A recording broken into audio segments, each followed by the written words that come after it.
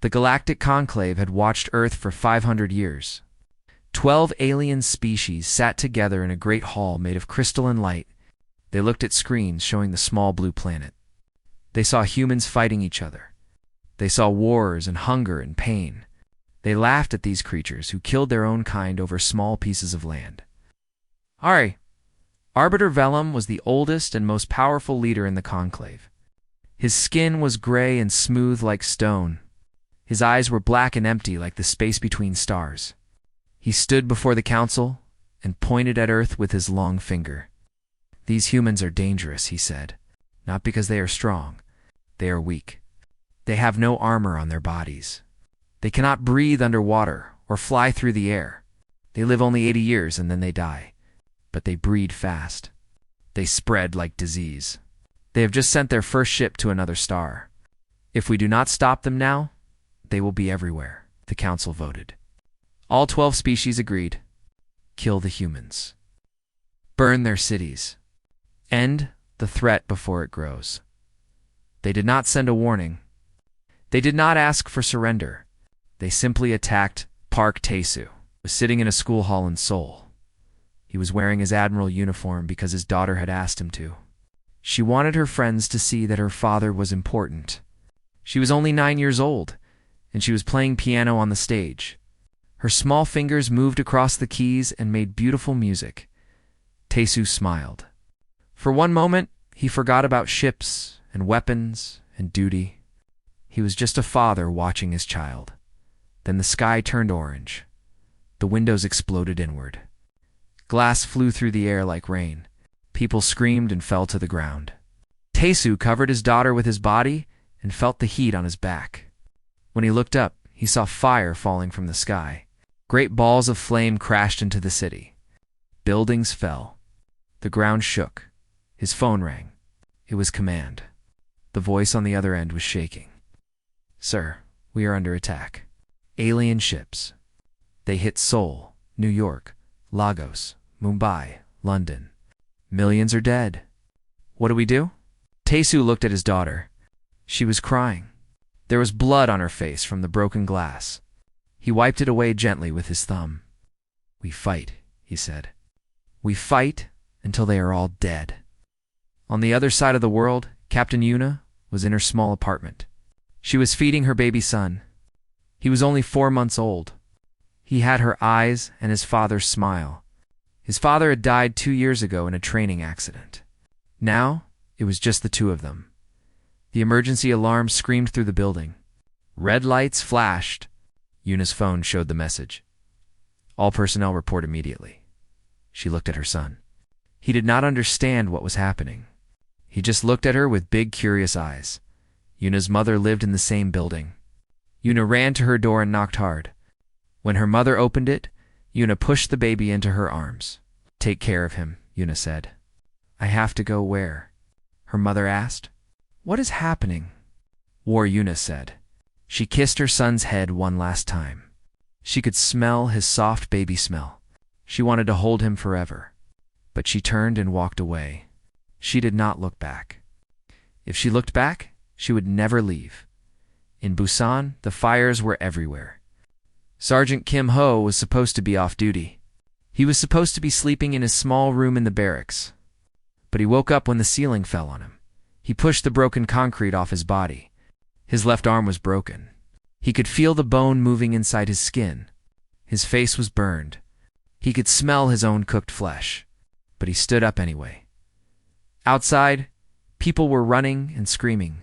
Bodies lay in the streets. Children cried for their mothers. Old people sat in the dust and stared at nothing. Ho saw a building that had fallen on top of a school bus. He could hear children screaming inside. He ran to the bus and started pulling away the broken stones with his hands. His broken arms screamed with pain. He ignored it. He pulled and pulled until his fingers bled. A medic found him 3 hours later. Ho had saved 11 children. His hands were destroyed. His bones were shattered. The medic tried to give him medicine to make him sleep. Ho said, "There are more people who need help." "You will die if you keep going," the medic said. Ho looked at the burning city. He looked at the sky where alien ships still flew. He felt something cold and hard grow in his chest. It was not fear. It was not sadness. It was hate, pure and clean and endless. "I will sleep when they are dead," he said. All of them. The attack lasted 6 hours. When it stopped, 1 billion humans were dead. Cities that had stood for thousands of years were now ash. Families that had laughed together in the morning were now memories. The conclave watched from their crystal hall. They expected the humans to beg. They expected them to surrender. They expected them to fight each other for the few resources that remained. But something strange happened. Instead of breaking apart, humans came together. Old enemies shook hands. Countries that had hated each other for centuries now stood side by side. Every human on Earth looked up at the stars with the same expression on their face. It was not fear. It was not despair. It was anger. In a bunker deep under the ground, the leaders of Earth met. They signed a document called the Unified Species Defense Accord. Every nation agreed. Every leader signed. For the first time in human history, all 8 billion humans spoke with one voice. The message was sent to every frequency. In every language, aimed at every corner of the galaxy, you killed our children. You burned our homes. You thought we were weak? You were wrong. We are coming for you. Not to make peace. Not to negotiate. We are coming to teach you what happens when you hurt humanity. Start counting your days. There are not many left. The conclave received the message. High Arbiter Vellum read it and laughed. He would not be laughing for long. The conclave waited for humanity to fall apart. Their scientists had studied human history for centuries. They had seen the world wars. They had seen the genocides.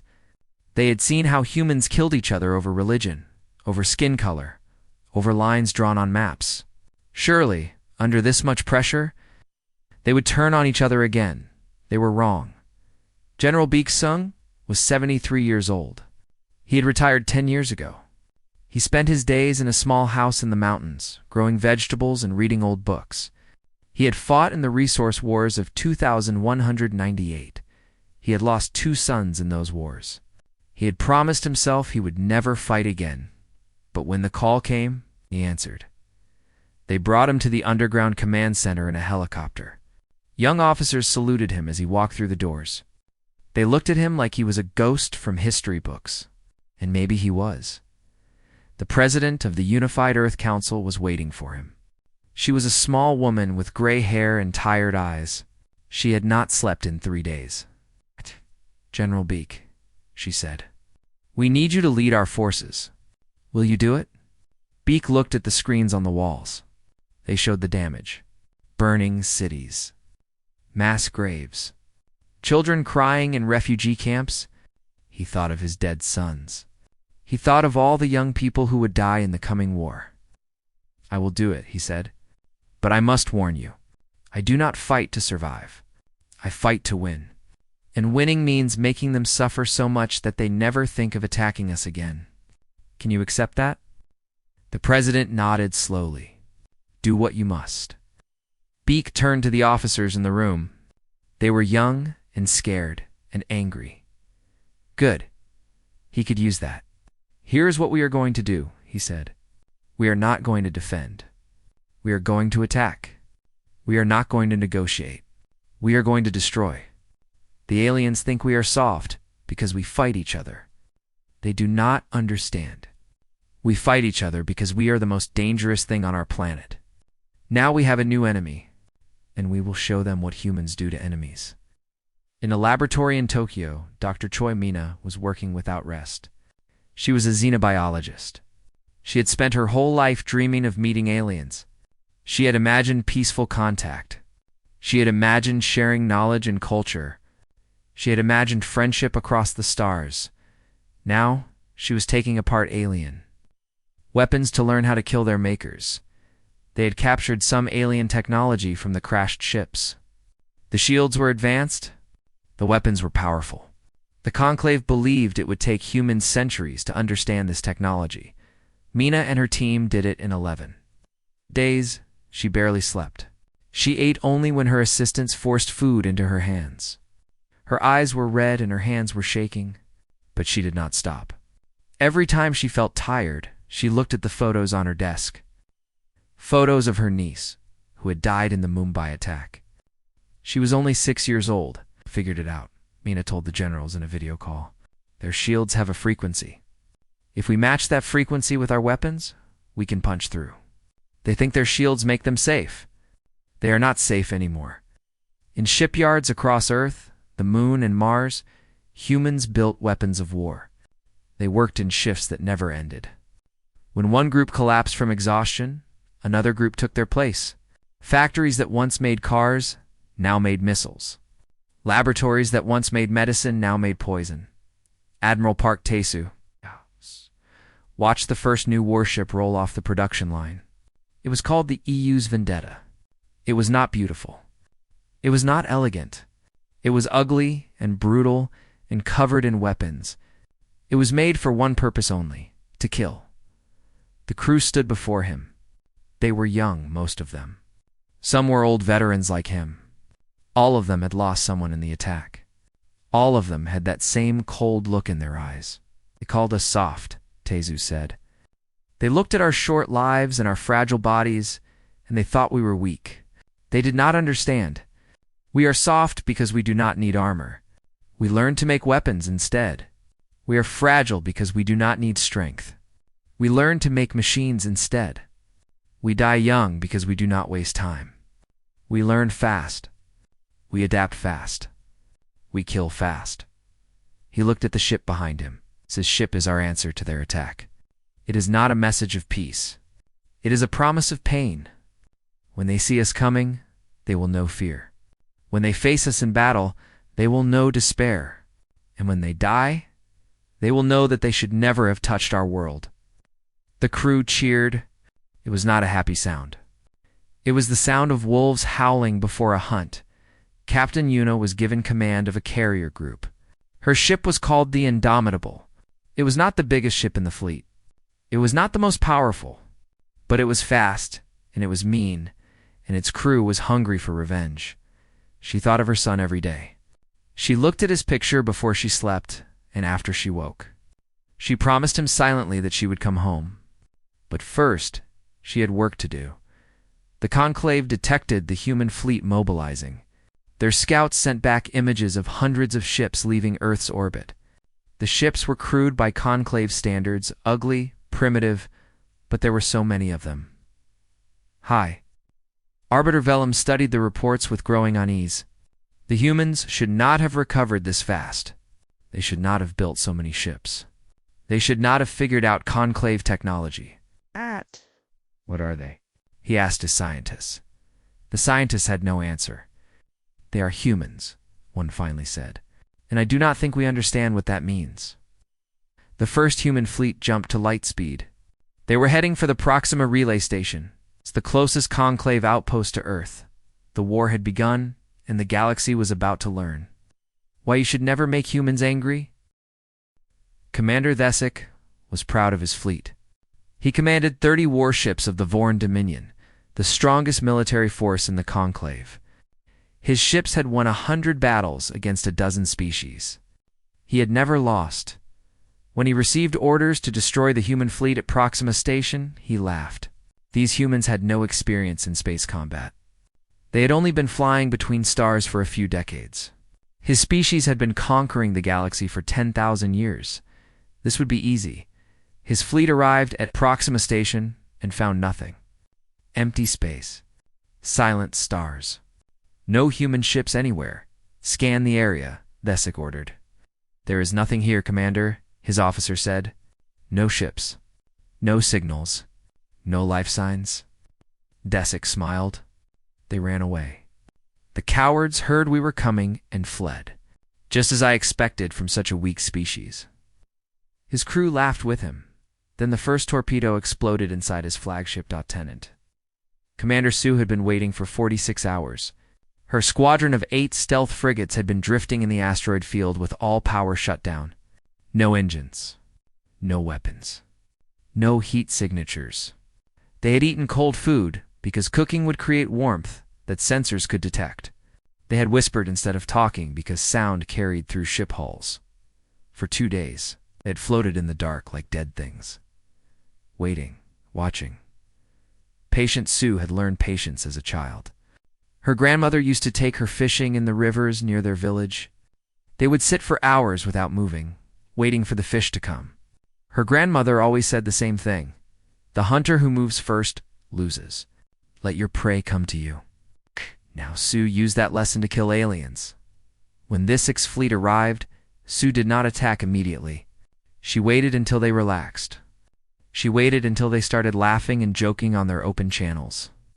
She waited until they thought they were safe. Then she gave the signal. 8 frigates fired from 8 different directions.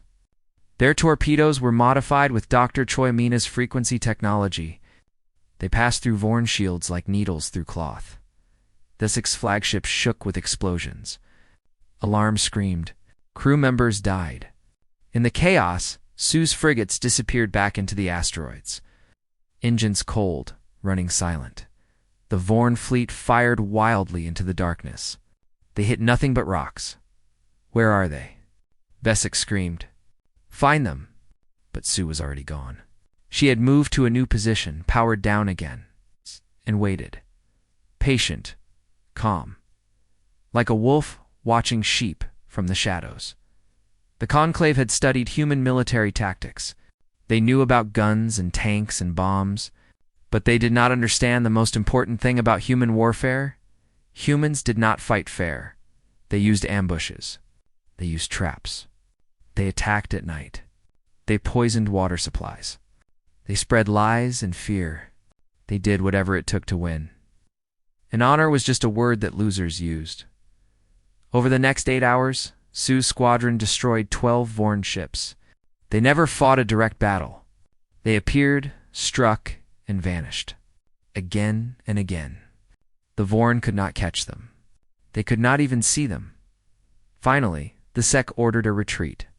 His proud fleet limped away with half its ships burning. He survived. But something inside him had broken. His report to the Conclave was filled with fear. They do not fight like warriors. They fight like ghosts, like shadows. Like nightmares, I do not know how to defeat an enemy I cannot see. Meanwhile, on the colony world of Eden's Rest, the Conclave garrison was learning another lesson about humans. Private Day was 19 years old. He had been on Eden's Rest for only 3 months, part of a small defense force protecting the colony's farms. When the Conclave invaded, his unit was destroyed in minutes. He was the only survivor. He should have surrendered. The aliens announced on all channels that humans who surrendered would be treated well. They would be relocated to safe camps. They would be given food and water.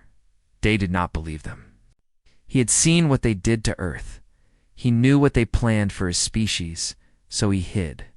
For 2 weeks, Day lived in the ventilation shafts of the colony. He slept in narrow metal tubes. He ate scraps from garbage. He drank water from condensation pipes. He was always cold, always hungry, always alone. But he was not helpless. At night, when the alien patrols relaxed, Day crawled out of hiding. He moved through the colony like a rat, silent and quick. He stole weapons from sleeping guards. He sabotaged power generators. He left traps in dark hallways, and he killed. His first kill was a guard who was urinating behind a building. Day used a piece of sharp metal from a broken machine. It was messy and ugly, and it made him want to vomit. But he did it anyway. After that, it got easier. The Conclave garrison commander was furious. One human teenager was making his entire force look like fools. He sent 300 soldiers to search the colony. They found nothing. Every time they thought they had Day trapped, he disappeared into another shaft, another tunnel, another shadow. Day left messages carved into walls. We are still here. He wrote them in human blood that he collected from his kills. The alien soldiers started to fear the dark. They stopped patrolling at night. They slept in groups, weapons ready. They jumped at every sound. One human teenager had broken the morale of 300 alien warriors. This was the lesson the galaxy was learning. Humans did not need numbers to be dangerous. They did not need advanced technology. They did not need psychic powers or natural weapons. They had something else, something the aliens could not understand. Humans had will. They would fight when they could not win. They would resist when they should surrender. They would kill with their bare hands if they had no weapons. They would never, ever stop. Commander Vesic wrote another report after his fleet finally escaped to safety. I have fought many species. I have seen bravery and cowardice, strength and weakness. I've never seen anything like humans. They are not the strongest. They are not the fastest. But they are the most persistent. They do not give up. They do not stop.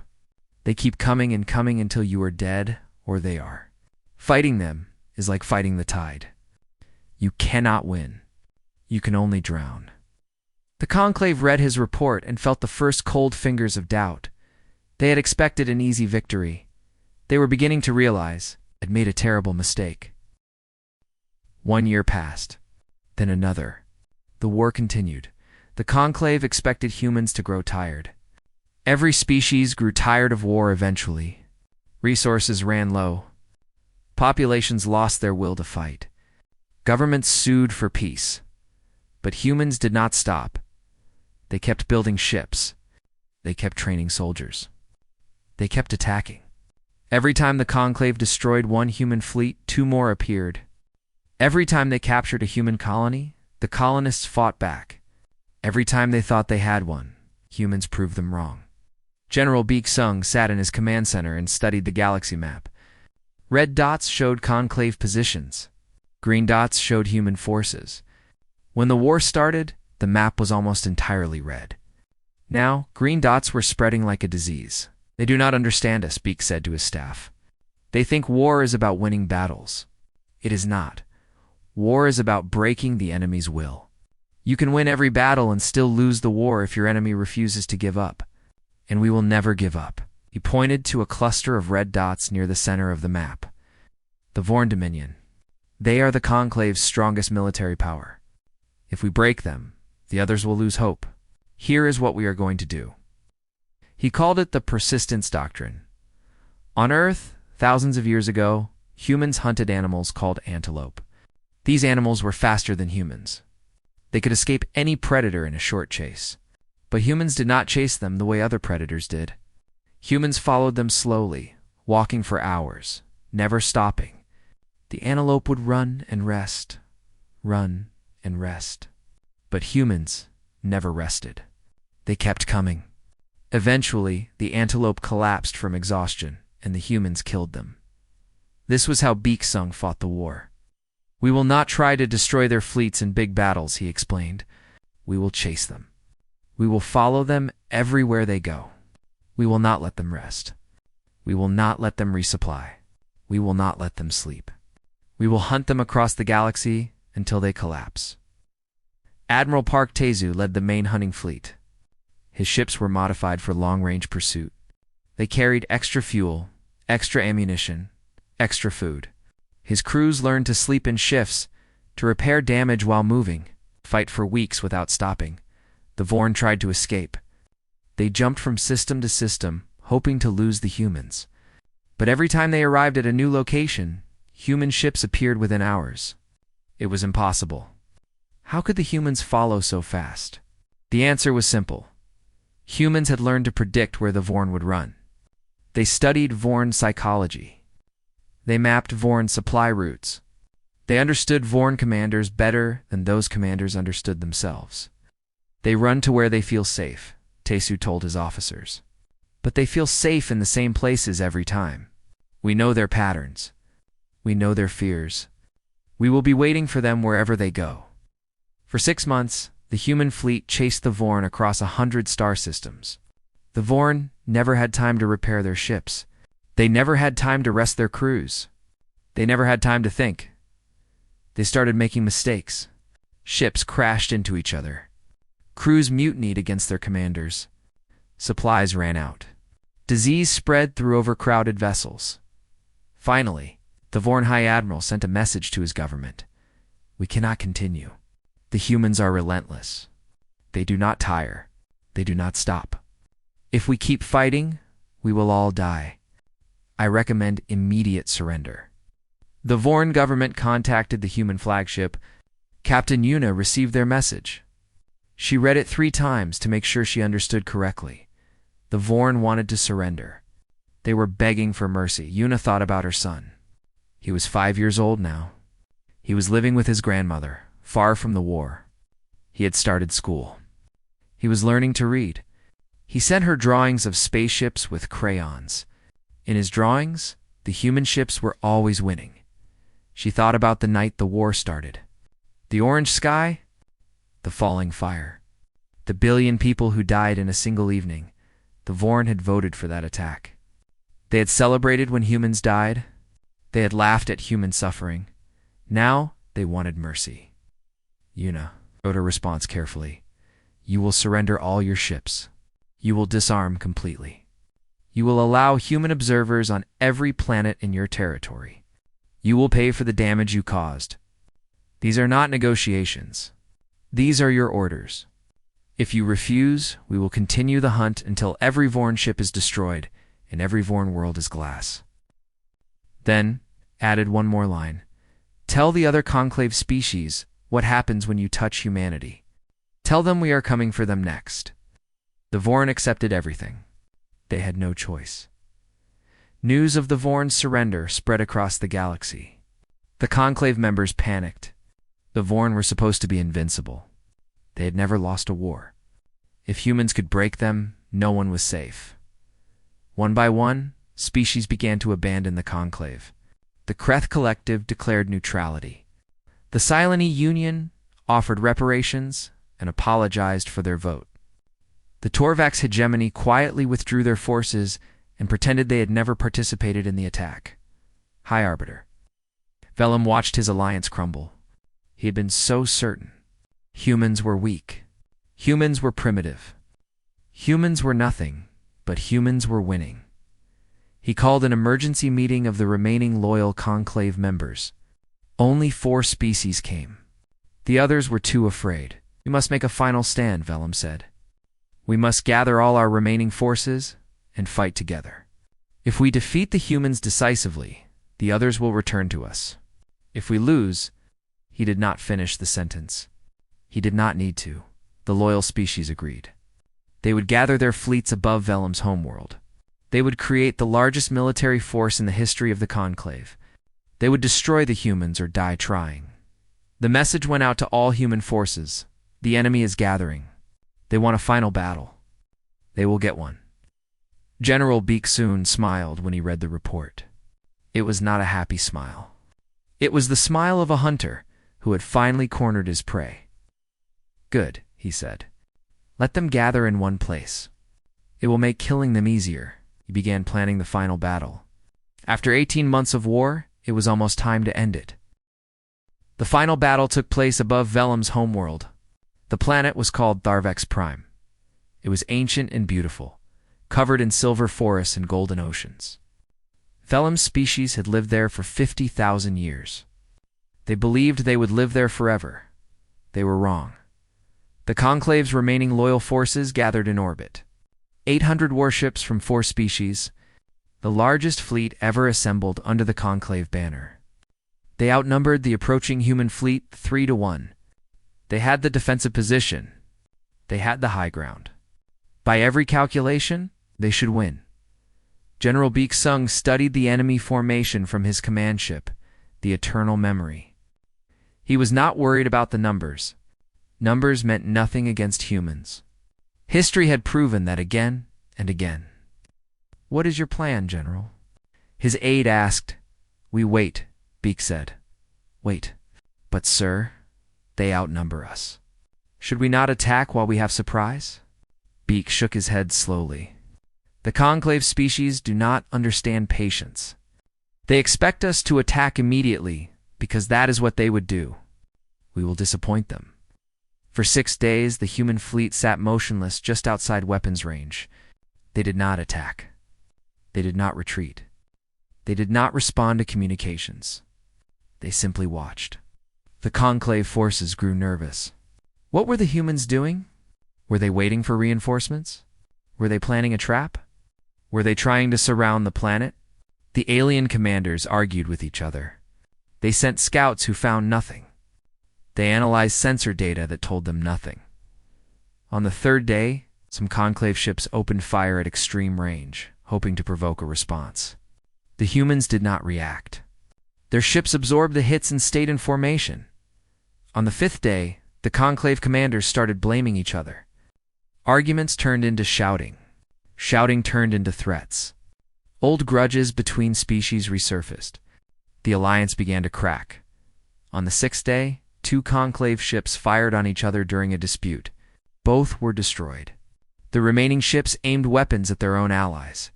High Arbiter Vellum screamed at his commanders to hold together, but fear was spreading through his fleet like poison. The humans had not fired a single shot. The Conclave was already destroying itself. On the 7th day, General Beaksung gave the order, "Advance." The human fleet began to move. They did not charge.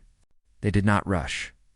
They advanced slowly, steadily, in perfect formation. No battle cries. No dramatic speeches. Just silent, coordinated movement. The Conclave watched them come. They saw 300 human ships moving as one, like a single living creature. They saw gun ports opening, missiles arming, shields activating. They saw death approaching at a walking pace, and they saw something else. Something that chilled them to their bones. The humans were smiling. Admiral Park Tae-soo led the first wave of attacks. His fleet hit the Conclave's left flank with surgical precision. Human gunners had spent months studying Conclave ship designs, memorizing weak points, practicing their aim. Every shot found its target. Captain Yuna commanded the second wave. Her carriers launched thousands of small fighters that swarmed through the Conclave formation like angry insects.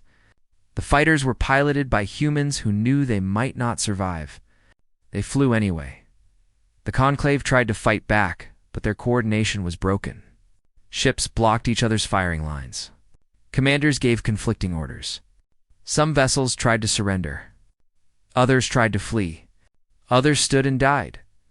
Major Kim Ho led the boarding teams. He had spent 2 years preparing for this moment. His body was covered in scars from battles across a dozen worlds. His hands had killed more aliens than he could count, but he felt no joy. He felt nothing at all except cold determination. His shuttle crashed through the hull of Vellum's flagship. Ho and his soldiers poured into the alien ship with weapons blazing. They moved through corridors full of smoke and blood. Clearing rooms, killing enemies, advancing always forward. The Conclave soldiers were larger and stronger than humans. It did not matter.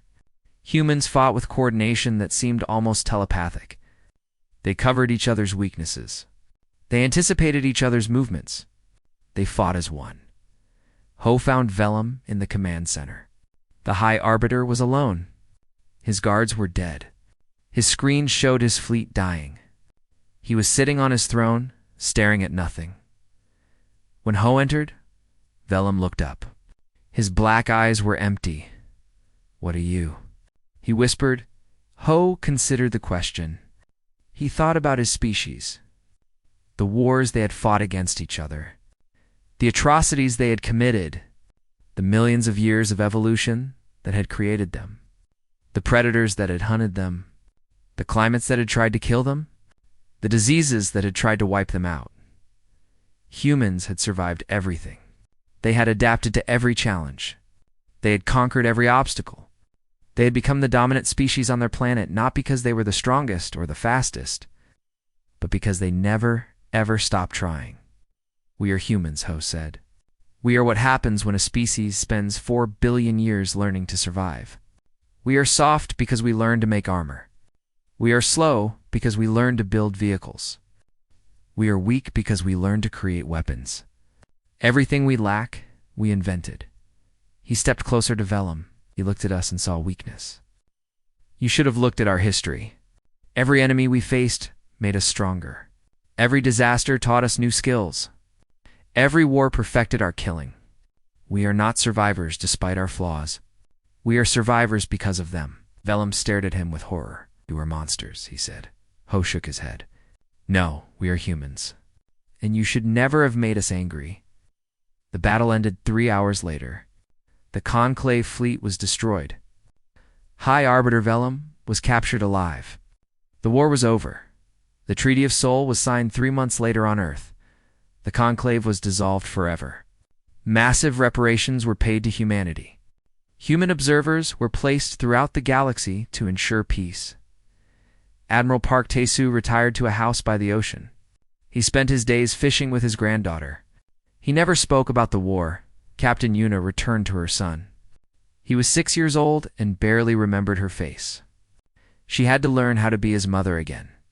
It was harder than any battle she had fought. General Kim Ho refused every medal they tried to give him. He opened a small restaurant in Busan and spent his days cooking for strangers. Sometimes veterans came to eat, and they sat together in silence, understanding each other without words. Dr. Choi Mina created the Institute for Galactic Understanding. She dedicated her life to building the peaceful future she had always dreamed of. This time, humanity would meet the galaxy as equals. And across all known space, a new phrase entered every language spoken by every species as a warning to their children: never wake the humans. The galaxy had learned its lesson. Some predators are best left sleeping.